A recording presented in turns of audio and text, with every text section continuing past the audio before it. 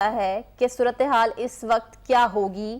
اعتزاز احسن کے حق میں مولانا فضل الرحمان بیٹھ جاتے ہیں صدارتی انتخاب میں؟ کیا دیکھ رہی ہیں آپ کو کیا ہوگا کیا؟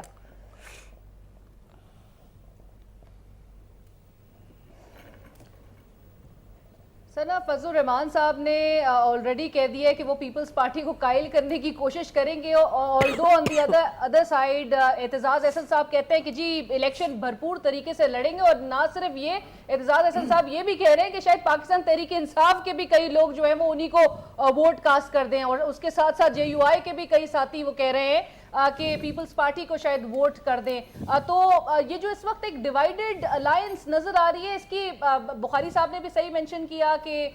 جب وزارت عظمیٰ کے منصب کے لیے پاکستان مسلم نون کے امیدوار کو پیپلز پارٹی نے بھی ووٹ نہیں دیا، تو کنزیکٹیو فیلیئرز ہمیں نظر آ رہے ہیں، جس کی وجہ سے اپوزیشن وہ سٹرونگ اس وقت دکھائی دے رہی نہیں ہے،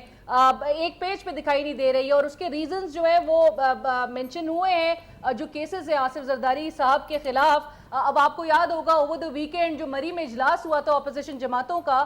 تو اس کے فوری بعد جو ایک خبر نظر آئی تھی وہ یہ تھی کہ FIA نے طلب کر لیا زرداری صاحب اور ان کی ہمشیرہ فریال تالپور صاحبہ کو۔ اب تاریخی حسن اتفاق دیکھیے کہ 27 اگست کو اگین FIA کی طلبی پر جو ہے وہ پیش ہوتے ہیں، 28 اگست کو سپریم کورٹ میں منی لانڈرنگ کیس کی سماعت ہوتی ہے، یہ سماعت ملتوی ہوتی ہے 4 سپٹمبر تک کے لیے، اور مزید جو ہے ہم یہاں پر یہ دیکھ رہے ہیں کہ 3 سپٹمبر کو زرداری صاحب کی جو حفاظتی ضمانت ہے وہ ختم ہوتے ہیں،